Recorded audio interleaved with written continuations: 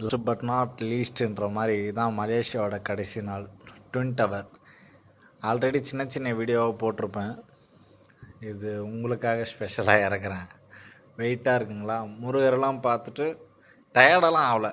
ஏன்னா நான் எனக்கு எனர்ஜெட்டிக்காக தான் இருந்தேன், நல்லா சாப்பிட்டேன்.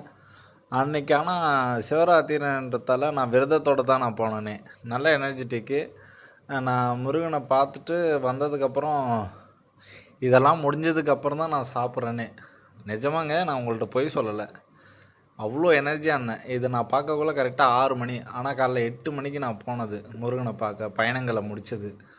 அதுக்கப்புறம் கேஎல் சென்ட்ரலில் தான் ரூம் எடுத்தேன்ல, அங்கே பக்கத்தில் சப்பாத்தி சாப்பிட்டேன். நல்லா ஞாபகம் இருக்குது.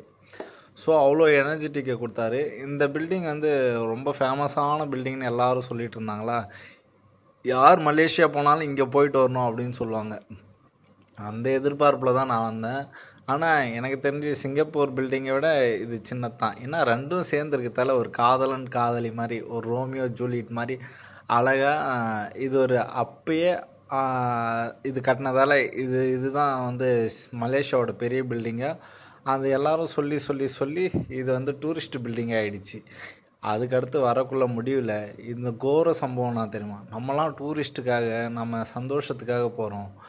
ஆனால் நான் முடிச்சுட்டு விடிய காலையில் நான் வரக்குள்ள மலேசியாவோடல இருக்க இந்திய மக்கள், ஏழை மக்கள் சிங்கப்பூருக்கு வேலைக்கு போகிற ஜனங்களை பாருங்கள். எனக்கு தெரிஞ்சு காலையில் மட்டும் 50 லட்சம் பேர்கிட்ட ட்ரான்ஸ்ஃபர் ஆகிறாங்க. இங்கே வாழ்ந்து தான் ஆகணும், போராடி தான் ஆகணும், சர்வே பண்ணி தான் ஆகணுன்ற ஒரு நோக்கத்தோடு நம்ம மக்கள் கஷ்டப்பட்டுக்கிட்டு அவ்வளோ கூட்டமும் தினம் இங்கே கஷ்டப்பட்டுட்டு, அதாவது காலையில் 4 மணிக்கு எந்திரிப்பாங்க. நான் சர்வசாதாரணமாக வேலை செய்கிற இடத்துலேருந்தே பார்த்துருக்குறேன்.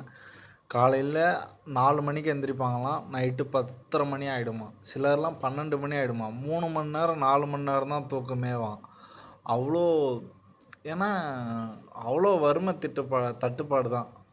பரவாயில்ல, நம்மலாம் தமிழ்நாட்டில் பிறந்துட்டோம், எவ்வளோ ஃப்ரீடமாக இருக்கிறோங்க. இங்கெல்லாம் நம்ம 12வது வரைக்கும் ஸ்கூல் போயிட்டு வரதே பெரிய கஷ்டமாக இருக்கிறோம்ல.